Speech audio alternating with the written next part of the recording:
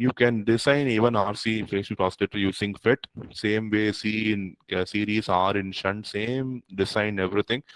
This is not in our syllabus, but I have given this for understanding using FET also.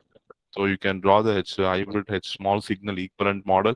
Same way, convert the current source into voltage source, apply the KVL, and you can derive the frequency of oscillation. You can see the frequency of oscillation is 1 by 2 pi RC into root 6.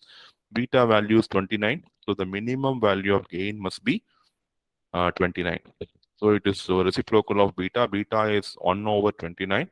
So the minimum value of gain should be more than 29 for this RC phase shift oscillator using FET.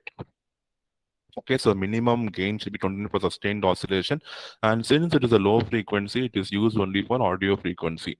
So main drawback is you're having 3 resistors and 3 capacitors, and maintaining the exact value of R and C for all the 6 components is very, very difficult.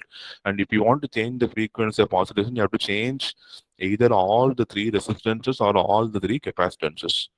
Without, if you change one R and one C, it is not going to work out. So you have to change all the resistance to a new value or all the capacitance to a new value for changing the frequency of oscillation. And more number of resistors you are going to use, it is going to increase the power dissipation of your circuit. So the gain may come down. So if the gain is going to fall down, it may affect the feedback characteristics and the oscillator may not produce sustained oscillations.